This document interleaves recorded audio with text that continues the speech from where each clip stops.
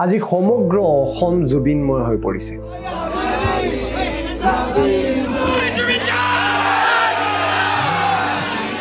প্ৰত্যেকৰ মনত প্ৰত্যেকৰ হৃদয়ত অকল জুবিন গাৰ্গৰে নাম কি প্ৰশাসন কি মন্ত্ৰী কি নেতা কি চৰকাৰ সকলোৱে যেন কেৱল এটা কথাই চিন্তা কৰিছে আমাৰ প্ৰাণৰ শিল্পী আজি আমাৰ মাজত নাই আৰু তেওঁৰ অবিহনে আমি তেওঁৰ প্ৰথমটো জন্মদিন এনেকৈ উদযাপন কৰি আছো যি জন্মদিনৰ পৰা পলাই ফুৰিছিল জুবিন গাৰ্গ আজি যেন আমাৰ সকলোৰে ওচৰৰ পৰা পলাই গ'ল আৰু সেই কথা আমি স্বীকাৰো কেনেকৈ কৰোঁ এনেকুৱা বহু কথাৰ পিছত আজি গোটেই অসমৰ বিভিন্ন দৃশ্য মন কৰিলোঁ প্ৰত্যেক মানুহ ভাঙি পৰিছে আজি দুমাহ পাৰ হৈ গ'ল মনৰ ভিতৰত জুবিন গাৰ্গক হেৰুৱা সেই জুইকুৰা আজিও জীয়াই আছে আজিও জ্বলি আছে কেতিয়া ন্যায় পাব জুবিন গাৰ্গে আজিও সেই প্ৰশ্নটোৱে মনক আমনি কৰি আছে এনেকুৱা এটা সময়ত আজি জুবিন গাৰ্গক আমি স্মৰণ বা শ্ৰদ্ধাঞ্জলি কৰাৰ বাহিৰেও তেওঁক উদযাপন কৰাটো প্ৰয়োজন আজি এই ভিডিঅ'ত আমি আলোচনা কৰিম এই জুবিন গাৰ্গে এই অসমখনক কি দি থৈ গ'ল এটা এনেকুৱা নতুন পৰিচয় দি থৈ গ'ল যি পৰিচয়ৰ লগত আমি জুবিন গাৰ্গক জীয়াই ৰাখিব লাগিব কেনেকুৱা কথা কি চিন্তা সকলোৰে মনৰ দুখ বেদনা আৰু মনত জ্বলি থকা জুইকুৰাৰ কথা কম এই ভিডিঅ' শেষৰলৈকে চাব সম্পূৰ্ণ কথা আলোচনা কৰিম এই ভিডিঅ' শেষলৈকে চাব নমস্কাৰ জয় অসম জয় হিন্দ মই অভয় ভূঞা এটা নতুন ভিডিঅ'লৈ স্বাগতম জনাইছোঁ আজি সম্পূৰ্ণ অসমত সমগ্ৰ অসমত প্ৰত্যেকজন মানুহৰ মনত কেৱল এটা অনুভৱে আমি অনুভৱ কৰিছোঁ সেয়া হৈছে জুবিন গাৰ্গ এই ব্যক্তিজনক বা ঈশ্বৰ পুত্ৰক হেৰাই যোৱা সেই বেদনাৰ কথা আজিও হয়তো আমি ভালকৈ ব্যাখ্যা কৰিব নোৱাৰিম সকলোৱে বেলেগ বেলেগ ধৰণে অনুভৱ কৰিছে বহুতে শ্ৰদ্ধাঞ্জলি জনাইছে বহুতে স্মৰণ কৰিছে আমাৰ নিচিনা বহু মানুহৰ মনত সেই শক্তিটো অহা নাই যে তেওঁক শ্ৰদ্ধাঞ্জলি জনাম কিয়নো সেই ব্যক্তিজন সদায় আমাৰ মনত জীয়াই আছে আৰু আজিৰ তাৰিখ পৰ্যন্ত সেই মানুহজন যে আমাৰ মাজত নাই সেই কথাটো স্বীকাৰ কৰিবলৈ খুব কঠিন হৈ পৰিছে নিশাৰ ভাগলৈ আহিছোঁ 12টা বাজিছে সাধাৰণতে 12টা বজাত গুৱাহাটীৰ যিকোনো কোণাত বা অসমৰ যিকোনো চুকত যেতিয়া জুবিন গাৰ্গ থাকে কেক লৈ তেওঁৰ অনুৰাগী তাতে উপস্থিত হয় কালি নিশা গুৱাহাটীৰ কাহিলীপাৰাৰ বাসগৃহতো তেনেকৈ অনুৰাগী উপস্থিত হ'ল কিন্তু নাছিল জুবিন গাৰ্গ সকলো উপস্থিত আছিল তেওঁৰ পৰিয়ালবৰ্গ তেওঁৰ অনুৰাগী ফ্লেটত থকা লোকসকল কিন্তু উপস্থিত নাছিল জুবিন গাৰ্গ আৰু এনেকুৱা ধৰণৰ কাহিনী আজি গোটেই দিনটো সকলোৱে ক'বাত নহয় ক'বাত অনুভৱ কৰিছে কাহিলীপাৰা বাসগৃহত ৰাতিপুৱাৰ ভাগত ভিৰ নিশাৰ ভাগত দেখা গৈছিল তেওঁৰ পত্নী নামি আহিছে আন এটা দৃশ্য বিৰাট চকুত পৰিল বিৰাট দুখ পালোঁ যেতিয়া তেওঁৰ পত্নীয়ে কেক কাটি থকা অৱস্থাত সম্পূৰ্ণভাৱে ভাঙি পৰিছিল আৰু সাধাৰণ কথা যে আজি আমি আমাৰ প্ৰাণৰ শিল্পী জুবিন গাৰ্গক হেৰাওঁতে এনেকুৱা এটা আঘাত অনুভৱ কৰিছোঁ যে বিগত 2টা মাহত এই জ্বলি থকা জুইকুৰাক নুমাব পৰা নাই এই দুখটোক সান্তনা দিব পৰা নাই আৰু তেনেকুৱা এটা সময়ত যেতিয়া গৰিমা গাৰ্গে নিজৰ গল্ডিক হেৰাইছে সেই দুখটো কেনেকুৱা হ'ব আমি হয়তো কল্পনা কৰিব নোৱাৰিম এনেকুৱা এটা সময়ত ৰাতিপুৱাৰ দৃশ্য জুবিন গাৰ্গৰ পোষ্টাৰত কেক কাটি এটুকুৰা কেক খুৱাবলৈ চেষ্টা কৰিছিল জুবিন গাৰ্গে শেহতীয়াভাৱে নিজৰ শেষ ইণ্টাৰভিউ মিৰ্চি গুৱাহাটীক যেতিয়া দিছিল সেই সময়তো কৈছিল বাৰ্থডে আহিলে বিৰাট বৰ খাই কিয়নো কেৱল কেক কাটি থাকিব লাগে 30টাতকৈ অধিক কেক দিনটোত কাটিব লাগে আৰু বিৰাট বৰ খাই লাষ্টত পলাই দিয়ে আৰু শেষত কৈ গৈছিল যে নৱেম্বৰ 18 তাৰিখ অহা বছৰ মই ক'ত থাকিম মই নাজানো বা এইবাৰ ক'ত থাকিম মই নাজানো আৰু সঁচাই আমি যেন সেই সন্ধানটো চলাই আছোঁ যে ক'ত আছে জুবিন গাৰ্গ আজি প্ৰায় 7-8টা বাজি গ'ল এই ভিডিঅ'টো ৰেকৰ্ড কৰি থকালৈকে যে তেওঁ আহি পোৱা নাই যে কিয়নো এনেকুৱা অনুভৱ প্ৰত্যেকৰ মনলৈ আহিছে আজি জুবিন ক্ষেত্ৰত ভিৰ আৰু এই দৃশ্য কেৱল তেওঁৰ জন্মদিন বুলি নহয় বিগত 2টা মাহ ধৰি এই ভিৰ অব্যাহত আছে অসমৰ বিভিন্ন প্ৰান্তৰ পৰা মানুহ আহি তাতে শেষবাৰৰ বাবে এবাৰ তেওঁ কেৱল অনুভৱ কৰিব খুজিছে কিয়নো ফিজিকেলি তেওঁ নাথাকিব পাৰে কিন্তু অসমৰ বতাহে অসমৰ নদীয়ে অসমৰ প্ৰকৃতিৰ মাজত সেই জুবিন গাৰ্গজন আজিও জীয়াই আছে সেয়াই শক্তি হৈছে এটা চিন্তাধাৰাৰ সেয়া শক্তি হৈছে এটা আদৰ্শ আৰু জুবিন দেশৰ এজন যুৱক হিচাপে বা যুৱ প্ৰজন্ম বা অসমৰ কোনো এজন বাসিন্দা যেতিয়া জুবিন দেশৰ মানুহ বুলি কয় সেই চিন্তাধাৰাটোক জীয়াই ৰখাটো খুব প্ৰয়োজন হৈ যায় আজি অসমৰ বিভিন্ন প্ৰান্তৰে বিভিন্ন মানুহে বিভিন্ন ভাল কাম কৰিছে কোনোবাই দুখীয়াক সহায় কৰিছে কোনোবাই গছ পুলি ৰুইছে কোনোবাই জীৱ জন্তুক মৰম কৰিছে আৰু এই প্ৰকৃতিৰ এই উদাহৰণটোৱে জুবিন গাৰ্গে দাঙি ধৰিছে এই জুবিন গাৰ্গৰ শক্তি ইমানেই বেছি আছিল যে জীৱিত অৱস্থাত সকলোকে এই জুবিন গাৰ্গ আইডিয়াটোৰ মাজতো আবদ্ধ কৰি ৰাখিছিলে কিন্তু মৃত্যুৰ পিছত আৰু শক্তিশালীভাৱে এই আইডিয়াটোক জন্ম দিলে যে বিগত জুবিন গাৰ্গৰ মৃত্যুৰ পিছত এই সময়খিনিত আমি নিজকে জুবিনৰ অনুৰাগী বুলিহে চিনাকি কৰি আছোঁ ইয়াতে আমি কোনো জাতি ধৰ্মলৈ কথা কোৱা নাই ইয়াতে আমি আনকি পুৰুষ মহিলা বুলিও ভেদাভেদ কৰা নাই আমি শিশু বা বৃদ্ধ বুলিও কোনো ধৰণৰ ডিফাৰেন্সিয়েট কৰা নাই আমি জুবিন দেশৰ মানুহ বুলিয়ে চিনাকি কৰিছো আৰু এইটো শক্তি হৈছে এই জুবিন গাৰ্গৰ আদৰ্শৰ এই চিন্তাধাৰা এতিয়া এই চিন্তাধাৰাক জীয়াই ৰাখিবলৈ প্ৰথম কথা আমি ৰাজনীতি বাদ দিব লাগিব জুবিন গাৰ্গৰ নামক লৈ পালে বহুতে ৰাজনীতি কৰিছে এতিয়া হয়তো আমি দেখা পাম বহুতে মেনিফেষ্টত জুবিন গাৰ্গৰ নাম লৈ তেওঁৰ চিন্তাধাৰাৰ নাম লৈ মেনিফেষ্টত নিজৰ ইলেকশ্যনৰ স্কিমজো আনিব সেই স্কিমজ আমাক নালাগে আমাক সেই আদৰ্শটো লাগে সেই আদৰ্শটো তেওঁৰ সৃষ্টিৰ মাজেদি জীয়াই থাকিব সেই আদৰ্শটো যদি আমি অৱলম্বন কৰিব পাৰো তাৰ পৰা জীয়াই থাকিব আৰু তেনেকৈ আমি জুবিন গাৰ্গক উদযাপন কৰিব পাৰিম এটা ব্যক্তিগত কথা কওঁ মই এই গোটেই ভিডিঅ'ৰ ফৰ্মেট হওক আমি যি কাম কৰি আছো তাতে হয়তো কিবা এথিক্স বা নিয়ম আমি নিজে এটা নিয়ম নিয়ন্ত্ৰণ কৰি থৈ দিছো আৰু তাৰে মাধ্যমেৰে ব্যক্তিগত চিন্তাধাৰা মানুহৰ আগত ক'ব নোৱাৰিব পাৰো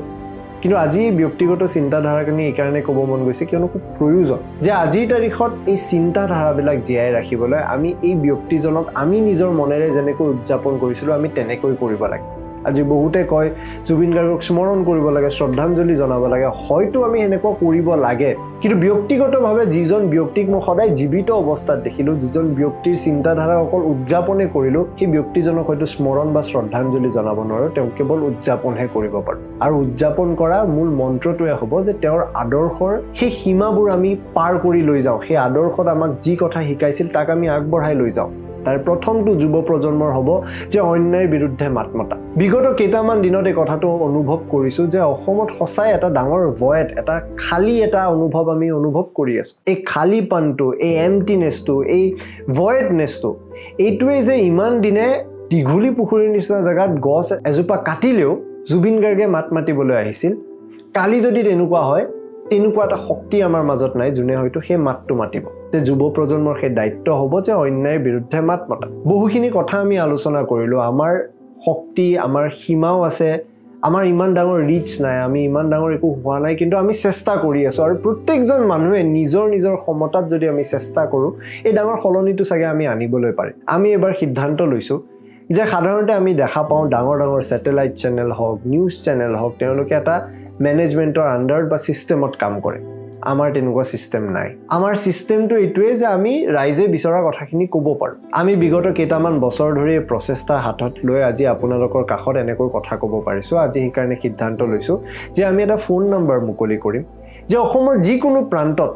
কোনো ব্যক্তিৰ ওপৰত নিৰ্যাতন হৈছে কোনো ব্যক্তি যি দুখীয়া তেওঁৰ ওপৰত নিৰ্যাতন কৰিছে তেওঁক সহায় কোনোবাই কৰা নাই কোনোবা জীৱ জন্তুৰ ওপৰত আক্ৰমণ হৈছে সেইবোৰৰ বিৰুদ্ধে আমি একেলগে মাত মাতিম সামাজিক মাধ্যমত এটা শক্তিশালী কণ্ঠৰ প্ৰয়োজন আমি সেই শক্তিশালী কণ্ঠ নহ'ব পাৰোঁ কিন্তু আমি এটা প্লেটফৰ্ম বনাব পাৰোঁ য'ত আপোনাৰ কমেণ্ট এটাই আপোনাৰ কথাখিনি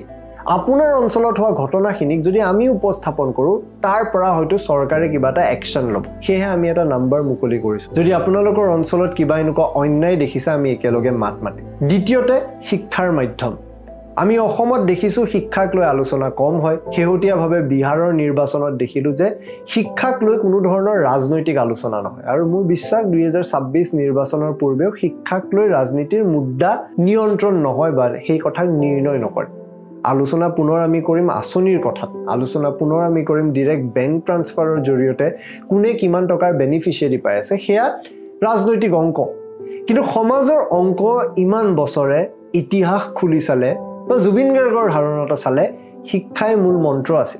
সেই শিক্ষাক আমি প্ৰাধান্য দিব লাগিব সেই শিক্ষাৰ কথা আমি আলোচনা কৰিব লাগিব অসমৰ শিক্ষাৰ ব্যৱস্থা আৰু শক্তিশালী হ'ব লাগিব মোৰ মনত আছে যেতিয়া আমি কলেজত আছিলোঁ শিক্ষাৰ ব্যৱস্থা খেলিমেলি হোৱাৰ কাৰণে আমি ট্ৰুথ প্লেটফৰ্মটোৱে প্ৰথম যুৱ প্ৰজন্মৰ লগত একেলগে মাত মাতি চৰকাৰক বাধ্য কৰিছিলোঁ ছাত্ৰ ছাত্ৰীৰ কথা শুনিবলৈ সেই সময়ত বহুতে একেলগে মাত মাতি এই শক্তিটো প্ৰদৰ্শন কৰিছিল আৰু যুৱ প্ৰজন্মৰ শক্তি সেয়াই জেনজিৰ আন্দোলন মানে নেপাল ভাঙি দিয়া উদাহৰণ নহয় জেনজিৰ আন্দোলন মানে আমি এইবোৰ সলনি কৰা আন্দোলন হ'ব লাগে যি কথাৰ অনুপ্ৰেৰণা যি কথাৰ আদৰ্শ আমাক জুবিন গাৰ্গে শিকাই গৈছে তৃতীয়তে জীৱ জন্তুৰ ওপৰত অত্যাচাৰ বা নিৰ্যাতন অসমৰ বিভিন্ন প্ৰান্তৰ বিগত বিভিন্ন বছৰত কেইবাটাও এনেকুৱা বাতৰি কৰিছোঁ যে কুকুৰ এটাই হাঁহ এটা বা মুৰ্গীৰ পোৱালি এটা খাই দিয়াৰ কাৰণে কুকুৰটোক মাৰি পেলায় আৰু শেষত গম পোৱা যায় সেই কুকুৰটো গৰ্ভৱতী আছিল প্ৰেগনেণ্ট আছিল আৰু এনেকুৱা কথা মেইন ষ্ট্ৰীম মিডিয়াটো হাইলাইট নহয় কৰিব কিয় এয়া টিআৰপি বা এংগেজমেণ্টৰ ক্ষেত্ৰত আমাৰ ফালৰ পৰা কৈছোঁ ডাঙৰ ষ্টৰী নহয় কিন্তু জীৱ জন্তুক ভাল পোৱা জুবিন গাৰ্গৰ সেই দেশখনত থকা মানুহে যদি জীৱ জন্তুৰ হৈ মাত নামাতে তে সঁচাই জুবিন গাৰ্গক আমি স্মৰণ শ্ৰদ্ধাঞ্জলি বা উদযাপন কৰিছোনে সেই তৃতীয়তে এই জীৱ-জন্তুৰ ওপৰত হৈ থকা অত্যাচাৰৰ বিৰুদ্ধে মাত মাতিব লাগিব প্ৰকৃতিক ভাল পাব লাগিব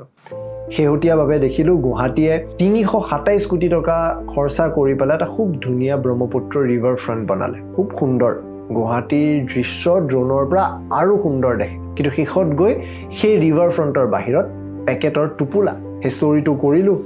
কৰাৰ পিছত বহুতে কৈছে ডাষ্টবিন কিয় নাই পকেটতে ভৰাই থওঁ গাড়ী এখনৰ ভিতৰত যেতিয়া কিবা এটা খাওঁ তাক আমি ৰাস্তাত পেলাই দিওঁ নে গাড়ীতে থৈ পেলাই শেষত ডাষ্টবিনত পেলাওঁ সলনি আমাৰ মানসিকতাতে আছে সলনি ডাষ্টবিন এটা কোনোবাই পাতি দিব নালাগে এই চিন্তাধাৰাটো যে কোনোবাই মোক দি দিব তাৰ পিছতহে মই কৰিম সেইটো সলনি কৰাটোৱেই জুবিন গাৰ্গ আৰু আচৰিত কথা কি জানেনে ইমান দেৰি মই যিমান কথা ক'লোঁ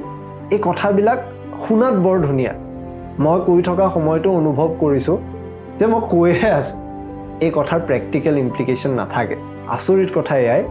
যে জীৱিত অৱস্থাত জুবিন গাৰ্গে এই গোটেইখিনি কাম কৰি গৈছিল আৰু আমি তাক মন নকৰিলোঁ সেয়াই শক্তি সেয়াই সত্তা জুবিন গাৰ্গৰ আজিৰ তাৰিখত আমি তেওঁক স্মৰণ শ্ৰদ্ধাঞ্জলি আৰু উদযাপন কৰাৰ লগতে এই আদৰ্শক জীয়াই ৰখাটো আমাৰ দায়িত্ব বিশেষকৈ যুৱ প্ৰজন্মৰ আমিবোৰে সকলোৱে নিজৰ বেষ্ট দিব লাগিব সেই আদৰ্শক জীয়াই ৰাখিবলৈ কেৱল গান নহয় কেৱল জুবিন গাৰ্গ গায়ক নাছিল জুবিন গাৰ্গে ইণ্ডাষ্ট্ৰী সলাই থৈ গ'ল জুবিন গাৰ্গে সমাজ সলাই থৈ গ'ল সেই সলাই যোৱা সেই আদৰ্শ সেই চিন্তাধাৰাক আমি আগবঢ়াই নিব লাগিব ইতিমধ্যে জুবিন গাৰ্গৰ ন্যায় প্ৰসংগ উত্থাপন হৈছে যে জুবিন গাৰ্গৰ ন্যায় কেতিয়া পাম আমি জুবিন গাৰ্গক পাহৰিলোঁ নেকি সিদ্ধাৰ্থ শ্যামকানু শেখৰ অমৃত প্ৰভা সন্দীপন বা আনসকলৰ কি হ'ব এনেকুৱা এটা সময়ত আজি গৃহ মন্ত্ৰালয়ৰ ফালৰ পৰা এটা ডাঙৰ চেংচন আঁতৰাইছে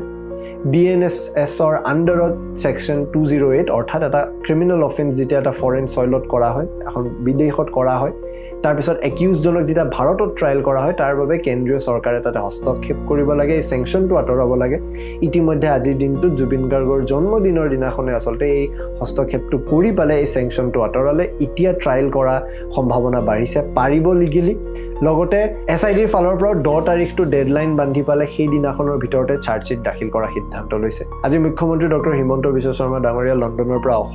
অসম আহি পায় ৰক্তদান কৰে তেওঁলোকে এটা ডাঙৰ কেম্পেইন আজি সমগ্ৰ অসমৰ বিভিন্ন প্ৰান্তত আয়োজন কৰিছিল তাতে তেওঁ ঘোষণা বা কথাখিনি আলোচনা কৰোঁতেও এই কথাটো ওলালে যে জুবিন গাৰ্গৰ মৃত্যুটো পৰিকল্পিত হত্যাকাণ্ডই আছিল জুবিন গাৰ্গে মদ খাই ভাল পোৱা নাছিল তেওঁ মদ খুৱাইছিল সিংগাপুৰতো একেই ঘটনা হ'ল তেওঁ মদ খুৱাই তেওঁক হত্যা কৰা হ'ল আৰু তাৰে কথা ইতিমধ্যে SITয়ে লাভ কৰিছে আৰু চাৰ্জশ্বিটত দাখিল কৰিব কথা এটা স্পষ্ট চৰকাৰেও এই কথাটো কাণখন খুলি লৈ শুনাটো প্ৰয়োজন যে প্ৰত্যেক জুবিন অনুৰাগীৰ মনত আজিও জুইকুৰা জ্বলি আছে জুইকুৰা নুমুৱা নাই কোনো ধৰণে কোনো অপৰাধীক ৰক্ষণাবেক্ষণ কৰিব খোজে যদি কোনো জনতাই ক্ষমা নকৰিব আমি বিচাৰো জুবিন গাৰ্গে ন্যায় পাওক আৰু জুবিন গাৰ্গে ন্যায় তেতিয়া পাব যেতিয়া আমি সম্পূৰ্ণ কাহিনী গম পাম আৰু যাৰ অৱহেলা বা এই ক্ৰিমিনেল কনস্পিৰেচিৰ কাৰণে আমি আমাৰ প্ৰাণৰ শিল্পী হেৰালো সিহঁতে কঠোৰ শাস্তি পোৱাৰ দিনাখনে আমি প্ৰকৃততে ন্যায় আৰু বুকুত জ্বলি থকা জুইকুৰাই সান্তনা লাভ কৰিব চৰকাৰে এই কথা মন কৰাটো প্ৰয়োজন শেষত এটাই কথা কৈছোঁ এই গোটেই ভিডিঅ'ৰ উদ্দেশ্যটো মই নাজানো কি হ'ব লাগিছিল কি ক'লোঁ নিজৰ মনৰ অনুভৱখিনি ক'লোঁ শেষত জুবিন গাৰ্গক ধন্যবাদ জনাইছোঁ আমাক এনেকুৱা এখন অসম দেখুৱাৰ বাবে যি অসমৰ কথা কেৱল আমি কল্পনা কৰিছিলোঁ আপুনি যে বা জুবিন গাৰ্গ নোহোৱাৰ পিছত যে অসমখনক জীয়াবলৈ পাম কেতিয়াও কল্পনা কৰা নাছিলোঁ এনেকুৱা অসম এখন পাবলৈ যদি মূল্য জুবিন গাৰ্গৰ প্ৰাণ আছিল কেতিয়াবা অনুভৱ হৈ ক'বলৈ যে নালাগে মোক এনেকুৱা এখন অসম জুবিন গাৰ্গেই থাকক কিন্তু কিবা এটা কাৰণত ভগৱানে কিবা কৰে চাগে আৰু জুবিন গাৰ্গেও চাগে এই শিক্ষাখিনি আমাক দিবলৈ এনেকৈ আমাৰ পৰা আঁতৰি গ'ল যাতে তেওঁৰ আদৰ্শক আমি আৰু শ বছৰলৈ জীয়াই ৰাখিব পাৰোঁ সেইকাৰণে ডিয়াৰ জুবিন গাৰ্গ সঁচাই আপুনি ইউকেলিপ্টাছৰ নিচিনা ওখ আছে থেংক ইউ এই ভিডিঅ'টো চোৱাৰ বাবে ইউকেলিপ্টাছ গছৰ দৰে ওখ হ'ব খোজো মই চিৰদিন